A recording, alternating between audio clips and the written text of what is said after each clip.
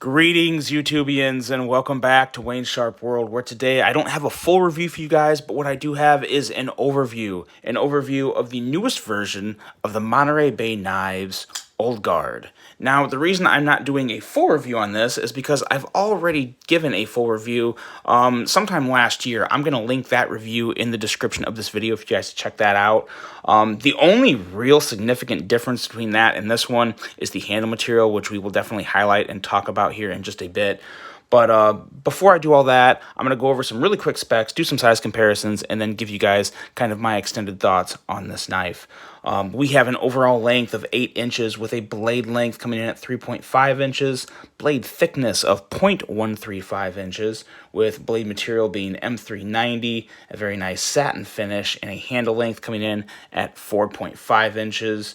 We have raindrop carbon fiber with a titanium backspacer. This is designed by Ray Laconico and Sanford Owen of Monterey Bay Knives.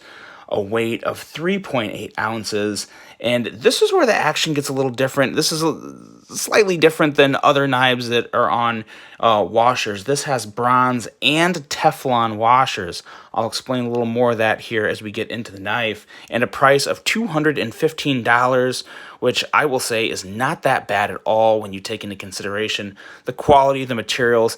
The name, everything that goes into this guy is top-notch in my opinion.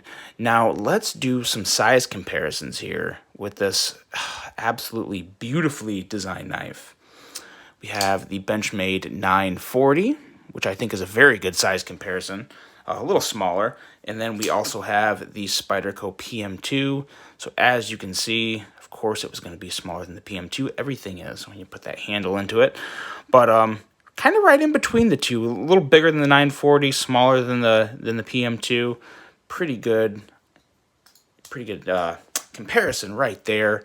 And got two more for you, a couple more that everyone seems to like: the TRM Atom, as well as the Quiet Carry Waypoint. So there you go on size comparisons. I think it measures up really well with a lot of other very popular knives in that mid-size category. This is by no means a small knife, but I personally wouldn't consider it a large knife. To me, this is a very, very good everyday carry size knife. This is the type of knife that I love to carry on a day-to-day basis. Now, let's talk about a couple things that I really want to hit on. We're going to start first with this carbon fiber, because in the past people have complained about some of the carbon fiber that's come on Monterey Bay knives. This one is not to complain about. This is a very, very nice, it's raindrop carbon fiber, but as you get closer, there's texture. There's texture to this scale, and it's done by milling, but it's not done by like squares or diamonds or a certain pattern. The grip, the texture comes from the actual material itself in the swirls and the circles and the little whirly parts. There is very slight differences of I don't want to say thickness. It is just a texture thing. You almost kind of have to feel it. But basically, where you see the lines in the marbling is where you get the texture. And I like that a lot. It almost kind of reminds me of like a wood grain. I mean, obviously not a wood grain, but if you guys get what I'm saying, it's not a real strong texture. It's just a subtle texture, but it works. It feels good. And what you don't have is you don't have any real blemishes. You don't have chunks of carbon fiber missing. Yes, there is indifferences in the texture. I wouldn't even call them imperfections, because it comes naturally with this material, and you don't have gaps where it broke off and you see holes or little chunks missing. This is it's very smooth.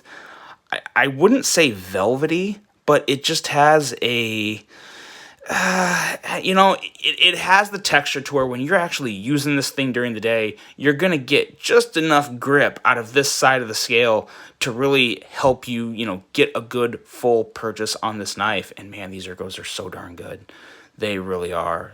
They hug my hand very well. No hot spot with the clip. But again, you definitely get more texture on this than I thought I would. I've had marble or raindrop carbon fiber in the past, and it's never been really bad. I've never had a lot of big, like I said, nothing was missing from it, but it was super, super smooth. I had a QSP Pelican that was a limited edition that had the raindrop carbon fiber, and it looked nice, but it was completely, completely smooth. I mean, like titanium smooth, which wasn't a bad thing, but I definitely prefer this. I actually like this. It also gives it kind of a good patina look. And I'm also curious to see just how over time carrying this in the pocket, if this does even smooth out a little. I don't know if it will or if it won't. And to be honest, I don't really care. I'm just kind of curious. I know carbon fiber is very strong, very, scratch resistant. It's a very durable material. So I don't necessarily think it will, but I'm just kind of interested to see how and if it does patina over time. But when you get the light hitting it, it just gives a very, very attractive, sheens and reflections of whatever angle the light hits it in. It's obviously going to give you different looks all the time. Just as you move it here, you can see that light affecting it and giving it shines in different areas. I think that's pretty awesome. And overall, it just really, I think it makes this knife look pretty badass. I think it really does fit the overall design of this knife. This is a very sleek design. One of my all-time favorite designs. I'm not even going to hesitate to say it. This is actually the first Monterey Bay knife that I've added to my personal collection. I don't know how that's happened because they've actually have a lot of good releases, probably because they sell out quick. That's another reason I'm doing this overview right now, is this guy is available for purchase. This is the regular size, and then I believe the mini, which also has the raindrop carbon fiber, is also still available. I'm going to link Monterey Bay Knives website in this video description so you guys can check it out and go pick one up, because these are going to go fast. It's extremely rare for Monterey Bay Knives to last more than a week tops. A lot of them sell out in days or hours. So the fact that this guy is still available is kind of mind-blowing to me, especially after I have this one in hand. I have no real issue with it whatsoever. The action is fantastic. And let's talk about this action and what really factors into that. Because this guy right here has, like I said, bronze and Teflon washers. And I don't know if we can see, so you can see it. In here, if you look really close, you see on each side, you see the line in between the washers? There's two bronze washers on each side. And in between those bronze washers is a very thin Teflon washer. And that factors immensely into this action, because there's not many knives that have action like this with washers. As a matter of fact, I don't think there's any. A couple other knives that really come to mind that have great action on washers is the ZT0640, which, in all honesty, I'm just going to stop with that one, because that is probably my second favorite knife on washers, or second best action on washers for any knife I have. This one does surpass that, in my opinion, because it has that extra bit of snappiness on the way out. I mean, it just kicks out. It almost feels assisted, and it's kind of wild.